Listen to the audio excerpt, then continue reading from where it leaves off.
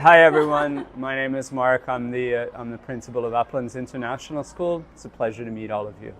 My first trip to Asia in 2001, weirdly, my very first destination was Penang, but I've been at Uplands now for almost 2 years, with the year finishing up in the next couple of weeks. So time goes by really quickly. Yeah, so the choice of moving to a place is pretty complicated, and there are a lot of various attributes of why you may or may not pick a place. So for me, one, I've always worked in the IB context, so my whole career has been working with inquiry and building quality programs around international baccalaureate, so that was one. Two, I'm a parent, and so finding a location that's ideal for my kids to be, a place that's safe, that's inclusive of people from different places, that was all important. I mean, being a Japanese-Canadian family, we also wanted a location where my kids and my family would feel comfortable, and Penang certainly is that. So a lot of reasons, but as a school, it was long-term established, it's a not-for-profit, it's accredited by CIS and the IB, and it's a FOBISIA member. So all those sort of things came together to make it a good choice for us. So in my role, there's sort of two aspects that I manage. So one is the whole financial operation of the school. We're not for profit, so that means there's no big company backing us up. So I'm the CEO of this school, so it's my job to make sure that we're sustainable and we're operating within our means and we're offering value to people. So that's one side. But the other side really revolves around driving innovation and academic programs and supporting my team of people to essentially be awesome. So it's our job to offer students a really high quality experience and to give them something that I think stands aside from other kinds of educational experiences. So I work really closely with the academic leadership team and the operational leadership team to make sure that there's a lot of fun, learning, and safety happening here. And that's essentially my work, Yeah, so we look for diversity in the kinds of students that we take. With 60 different nationalities at the school, we're really keen to have people from all over the world. I think if you look at the IB, there's a thing called learner profile attributes. These are the kinds of qualities of students that might benefit or become engaged and excited about our kind of education. So people that are collaborative, that like to work together with other folks, people that are inquirers, that can ask good questions and want to know more, they're curious about the world. People that are risk takers, that are happy to try new things. Maybe they've never rock climbed, they want to do it. Maybe they've never built a boat and sailed it. Yeah, these are the kind of students that do really well here. So people who are comfortable working with people from different cultures and engaging meaningfully. In traditional education, you see the job is to eat information, right? You sit there and record and take notes. Here, you have to be much more productive and engaged. So students that want to learn together in an active way, they're going to do really well here. Now, of course, not 100% of our students are like this, but that's what we aim to create in our young people. Yeah. Well, this is a very old school, right? And it has been around for fully 70 years. And so, it's a very interesting bit of traditional British culture, Malaysian culture, Chinese culture, Indian culture, and how that all fits together. So I guess one of the really amazing bits is we seem to have a celebration of something or other every month, which is a lot of fun, but it's also a lot of learning to keep track of and understand it. Recently, we've also started doing a lot more celebrating around Hari Raya and being inclusive to our local Malaysian culture, which I think has been really good and reflective of who we are. Yeah, I tend to love the mornings. I think one of the happiest parts of my day is just seeing kids as they come in and just sort of being there and interacting with them and seeing what's going on. I think, getting to walk around classes is also a real joy. Unfortunately, a lot of my day is managing budgets and handling sort of the operations. So any of those times that I do get to interact with students and have actual academic, intellectual conversations, those are happy moments.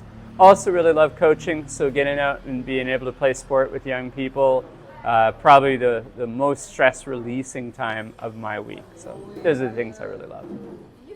Yeah, so the biggest event by far every year is our International Food and Fun Festival. We have more than 1,000 people come out. We have some 40 different countries represented. You get to eat food from all over the world. There's cultural performances. And I think it's a great showcase and experience for our own students, but it's also a great opportunity where all of the community of Penang comes in. And so next year with the school growing, we're actually figuring out how to position everything, but we expect almost 1,400 people next year. So yeah, so I think there are a number of things that you need to do if you want to be diverse and inclusive. So one, when we look at people from around the world, obviously their ideas are going to be very different.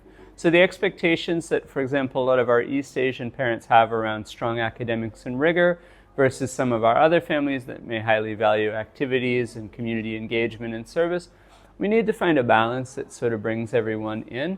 So figuring that out and understanding how to meet the needs of people is sort of first and foremost. But then two, I think offering service to people in different languages, being able to speak to them in languages that they're comfortable with, offering classes that support students to develop their mother tongue languages, those are also important. And then really working on not just a culture of, say, being a Korean student here at Uplands, but what is the culture of Uplands and how does that work and how do we work together? What does respect look like for our students? So those are all things. And then when you look at admitting a student, we are an inclusive school, but the amount of resources that we have around a wide range of student support mechanisms, we may not have everything, but we evaluate students on an individual case-by-case basis and figure out what are their needs and what are our assets, how can we meet that. And so we do try to be, I would say, the most inclusive school in Penang, yet still we're achieving academic results well above global average. So it is a balance in how we do that. And we have some students, for example, that are best in the world in GCSE math. And we also support students who struggle with very basic rudimentary math. And so how we do that with our size is a challenge, but we're doing our best to meet those needs on both ends and everybody in the middle. Yeah, so we have a dedicated EAL team. We have several teachers across primary and several other teachers across secondary that focus on this. Our methodology is a bit different than other places that I've worked. We're what's called the push-in method. So in this way, teachers actually, support teachers embed themselves within the regular classes. So they'll work with students in small group basis, rather than the other method, which is taking kids out of the normal classes and just building a sheltered language learning environment. This way, we work to support students within the class so they can be with their peers and learning. It also really depends on the age that students are. You see, when kids are younger, they're learning to read. And so supporting an EAL student at that age requires very different tools than a student, say, in 7, 8, and 9, where then they're no longer learning to read, they're reading to learn. And so how we can support students in the older years, it does get a bit more complicated, and the amount of time and the plasticity of the brain, the ability to grow and change, is harder. So we know that the kind of timeline to supporting those students is a bit longer. Yeah, so I think for me, I've changed high schools a lot when I was a kid. And so kind of understanding that life moves a little bit like a wave. It's a cycle, right? At first, things may seem pretty good and happy. It's all new. Then there will be a period of time when everything dips down and they're very unhappy. But in times, things will get better. You know, it takes kids some months to build meaningful relationships and really engage with the community. So I think that term of resilience, you know, working through things, coming and talking about them, seeking support when needed, and just maybe don't take yourself too seriously, right? The end, you're going to make some friends, you're going to have a good time. Of course you're nervous, but just take it easy. And we successfully, integrate 100+ new students every August, and we have kids who join throughout the year. And so we've got a really strong record of supporting families that move to Penang and bringing them into our community. Actually, it's easy for the kids. It's a lot harder for the parents. That's why I wanted to ask. Sure. I'll talk about a few organizations that we're part of, but Fabicia, we're actually a founding member. So we are one of the original 10 members of that organization, and we're still a key cornerstone. So I myself actually lead workshops for them and participate in some of their visioning around what they'll look like in the future. So in terms of students, we do all of the Fabicia games. So we do under 11, under 13, under 15.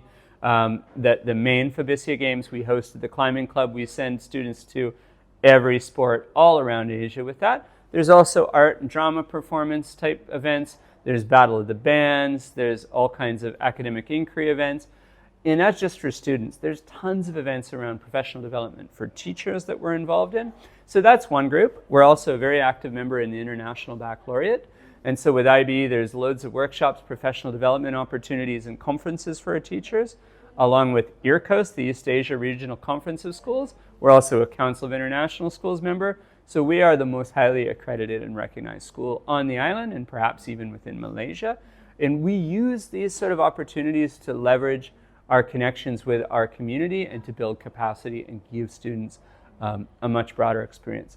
Also happy to say that we're a key member of the Malaysian AIMS Association. So this is the Association of International Schools in Malaysia, and I'm part of the executive council of that group. And so we really work collectively to raise the profile of international education across the country, and we support new schools to ensure that they're safe for students, that they're recruiting people properly, and that their protocols meet our standards to be part of the same group. So that's a big part of our commitment to our own families, but also other schools that are part of the association, that they're going to meet our high quality level of standards to keep your children safe, which is the most important thing. Yeah.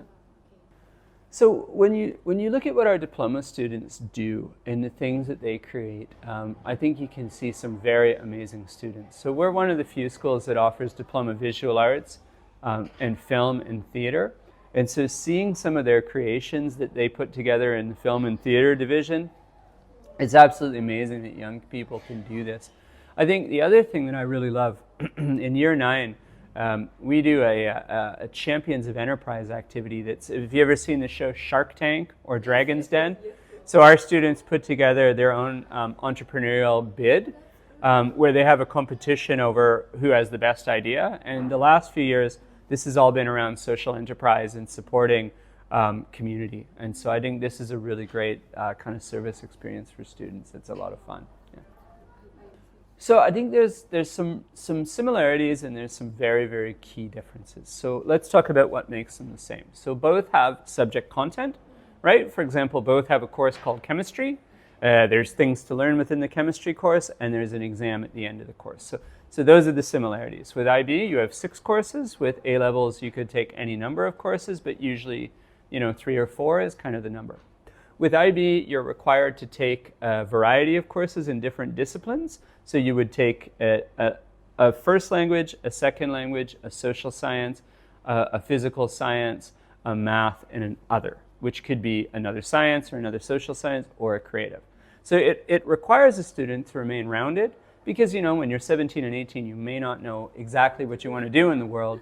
So the IB does force students to be broad and wide in their knowledge base. The other thing that's different, it has what's called the IB core, the diploma core. That requires a student to write an extended essay. This is a 4,000-word research paper that students write with one-on-one supervision from our faculty. It also puts children, or not children anymore, but young adults into what's called a theory of knowledge course. So this is an epistemological course. It's an exploration of how we know what we know. So how do we gain knowledge? How do we question what's around us? So this can be a cornerstone of people's development. And then the component of CAS, creativity, activity, and service, that lets students really extend their extracurricular experiences to build on a project that they initiate themselves. And I think that all of that together creates a profile for students to gain admission to universities globally. So the differences of all that well-roundedness and the need to really develop yourself beyond a couple of core classes, I think that makes the IB very different than A-levels. I also think that the IB is not rooted in any one nation's perspective. So the kind of content, curriculum, and materials are drawn from best practice around the world. And I also think the network and the size of the IB allows it to be quite strong in performing across nations. So whereas A-levels is very focused on Britain, the IB is focused on a global presence. And so it is the most universally recognized high school graduation credential that you can earn. It's a hard credential to earn that requires a lot of work, but there are different options for the courses that you select. So we can scale a diploma that could be extremely challenging towards one that I would say is moderately challenging. And again, it depends on the student. So we have some counselors and a diploma coordinator that work one-on-one with families to ensure that you get the right fit for your child and for the goals that you have for them and they have for the future. Yeah, so it's sort of a matching kind of scenario like that. That's quite an interesting one. I think my house is my favorite place in Penang, to be honest with you. You know, I really like that sort of Quayside Straits area with all those sort of restaurants and pubs and things right on the waterfront. That's quite cool. But honestly, my home is a place that I just deeply love. So I'm lucky. I live in a place called the Cove. You know, I wake up to the sound of waves. I can see the sunrise up over the ocean and mountains across the water. I don't need aircon. I got the breeze coming in off the water. You know, weekends, it's kind of funny. We used to love to travel and go to new places because, you know, they'd always be cooler than our home and awesome. But, you know, here we've got 3 beautiful pools. We've got, you know, a beautiful gym. We've got a beach. And so a lot of the things, like my kids kind of joke that, you know, no hotel is better than our house anymore, which is a bit of a hardship, I suppose. But yeah, I just feel really comfortable in my home. And my big hobby is long distance cycling. And so I love sort of biking along the backside of the island and just seeing some kind of little villages and climbing up to places. And so that's a really beautiful bit. And so far I've avoided the traffic and any dangerous incidents. So.